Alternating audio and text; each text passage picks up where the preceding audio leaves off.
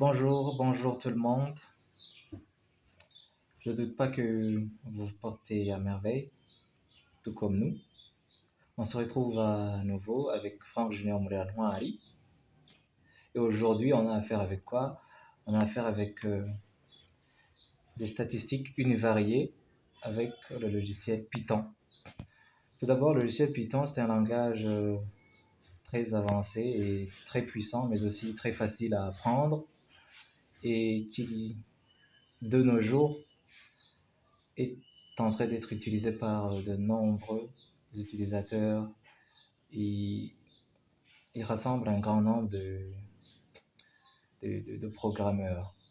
Et tout d'abord, il faudra installer le navigateur Anaconda. Anaconda, vous allez sur le Google, vous tapez Anaconda Navigator et vous le téléchargez gratuitement. L'installation est classique, donc on ne va pas y tarder. Après avoir démarré Anaconda,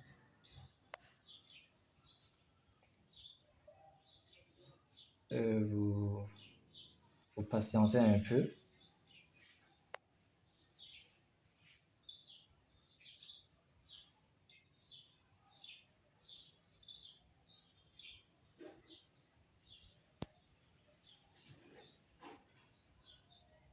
Et on patiente un peu puisqu'il est en train d'ouvrir d'autres IDE.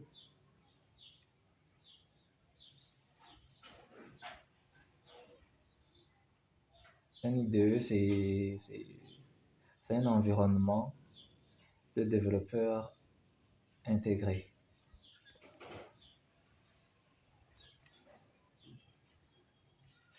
J'espère qu'il s'est déjà ouvert. Donc, une fenêtre comme celle-ci va réapparaître. Et après, vous choisissez un IDE, un environnement de développement intégré dans lequel vous allez taper vos codes Python. Moi, je vais utiliser Jupyter Notebook.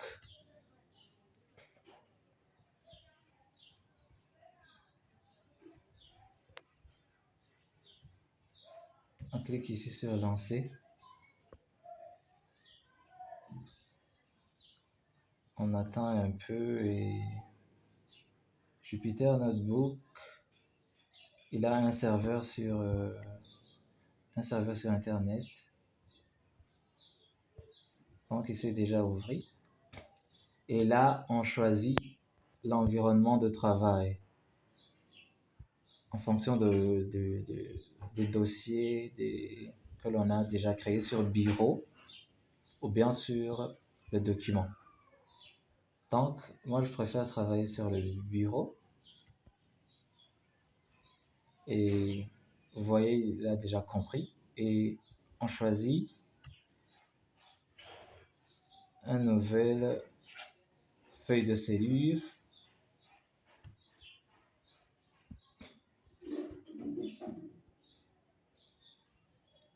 Et voilà.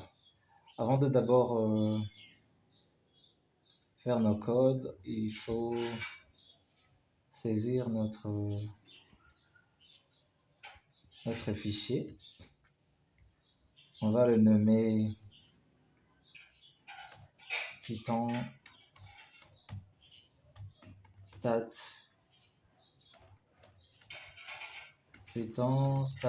univarié. Voilà, on fait sauver. On voit déjà qu'il a bien saisi, enregistré notre fichier. Sous Python, il y a certains modules ou packages que l'on doit installer afin de pouvoir bien exécuter les codes. Tout d'abord, l'environnement, ici, fichier, c'est là où on peut ouvrir des fichiers qu'on a déjà créés, sauvegarder, ainsi de suite. Éditer, c'est pas couramment utilisé. Seulement les enlever que exécuter. Et le menu, l'onglet exécuter, et il y a d'autres onglets qui nous permettent de déplacer en bas, de déplacer en haut la cellule à laquelle on est en train d'écrire les codes. Insérer une autre cellule après la cellule précédente, sauvegarder à chaque fois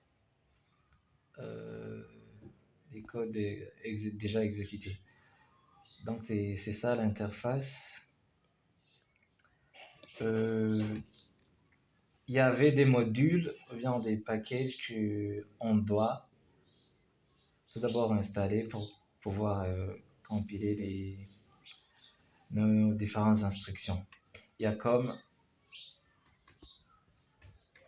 import numpy as np. Il y a aussi import pandas as pd. Il y a aussi notre module très intéressant, import seaborn as sns.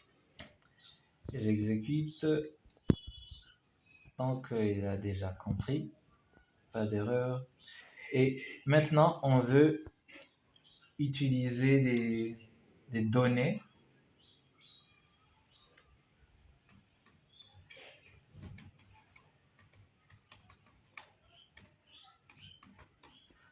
qui sont dans le package seaborn. On les appelle aussi les datasets. Et là, qu'est-ce qu'on va faire? On va créer un objet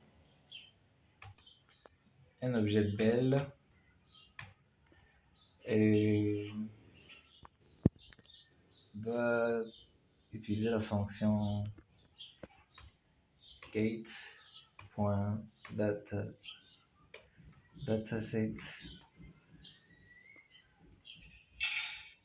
names.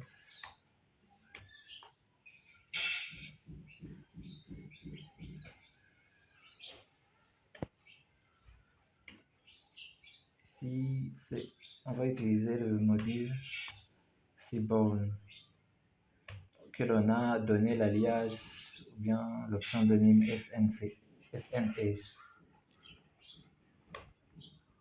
On va appeler belle, on exécute.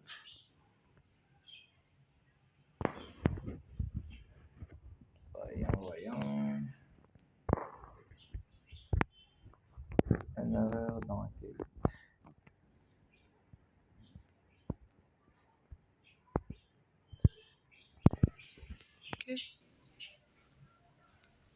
Voilà, donc maintenant il a bien compris nos codes et il nous a montré les différentes bases de données qui se trouvent dans le module seaborn que l'on a abrévié avec SNS. Anagram, Scong, Diamond, surtout Iris, que la plupart d'entre nous sont familiers, et données que l'on a collectées sur les différents types de fleurs. Et aussi il y a tips sur les données collectées sur un restaurant, et Titanic, que l'on connaît plus dans un film. Donc nous allons utiliser l'une de ces bases de données, l'un de ces bases de données, sans oublier que je disais que les codes là, lorsque vous les exécutez alors que vous n'êtes pas sur une connexion internet, une connexion Wi-Fi, donc ne vont pas s'exécuter, il va vous donner des messages d'erreur vus récemment. Donc c'est pour cela que vous devez compiler les codes tout en ayant une connexion. Et sans toutefois tarder, on va créer une base de données df pour signifier data frame, et on va dire SNS va faire le load, le dataset qui s'appelle tips, par exemple. On va exécuter et voilà nos bases de données. Total bill, la variable total bill. Ici, elle nous a indiqué les différentes lignes, 244 lignes avec cette colonne, cette variable.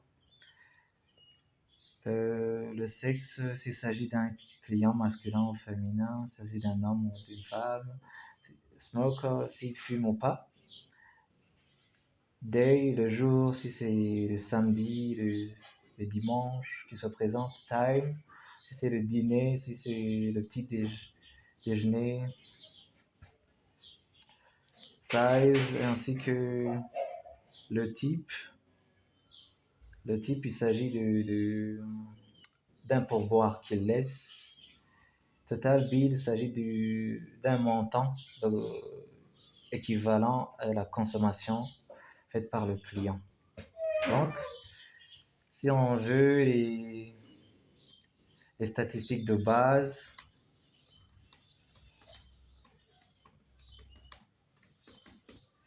lorsqu'on écrit avec les hashtags, bien les dièses, donc c'est pour signifier un commentaire.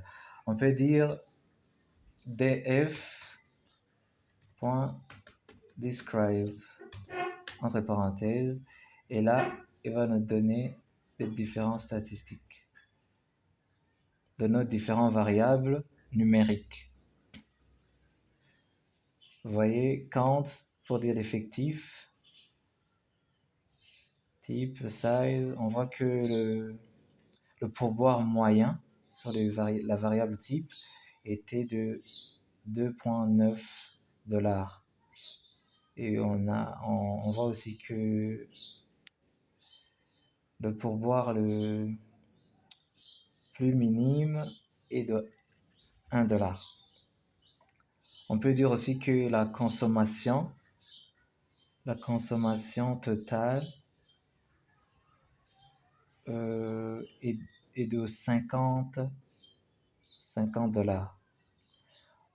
On peut aussi dire que 50% de clients consommaient un montant inférieur ou égal à 17 $.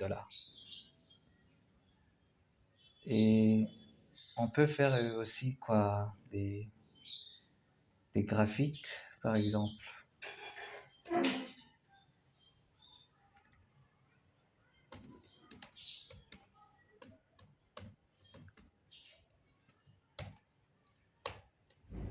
Et là, on peut utiliser la fonction df. Entre crochets, on peut préciser la variable que l'on veut. Par exemple, variable sexe. Sexe, non. Prénom, la variable type, par exemple. Le pourboire. On fait un values count entre parenthèses pour y mettre des effectifs et aussi ajouter le plot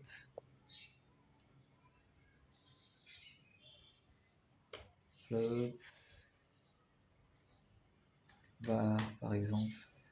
On va exécuter. Oh, oulala. Et le code comprend des erreurs. Peut-être qu'on n'a pas bien écrit notre code. Il nous donne un message d'erreur, il nous dit que value count n'existe pas. Donc on ne peut pas attribuer cet objet à cette fonction à cet objet. Et donc on va corriger. On va mettre le S ici. Et ici, on va mettre le point. Puis, on va exécuter et voir. Voilà, il a compris.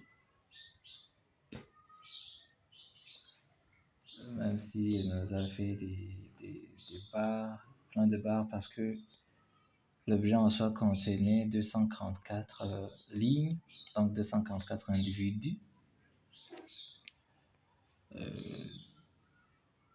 On a vu déjà que le pourboire max était de 10 dollars.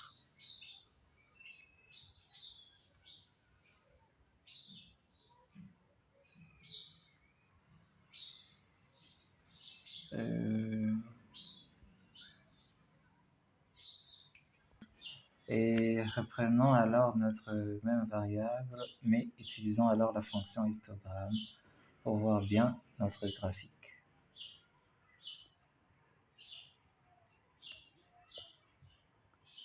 Et voilà.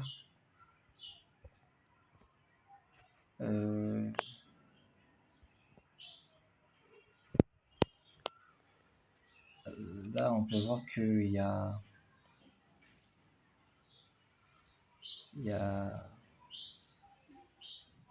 40, il y a 40 individus dont leur pourboire équivaut à 2 dollars. Mais on voit qu'il y a peu d'individus dont ils donnent un pourboire égal à 10 dollars. On peut dire qu'il y a plus d'individus, 80, voire même plus de 70 individus qui donnent un pourboire qui est entre 2 et 4 dollars. C'est ça, c'est tout ce que l'on peut dire pour aujourd'hui. On se retrouve dans une autre vidéo. Je vous remercie et je vous prie aussi de liker, s'abonner pour ceux qui n'ont pas encore fait cela et de la partager avec d'autres personnes qui pourraient trouver intéressant cette vidéo. Merci, ciao.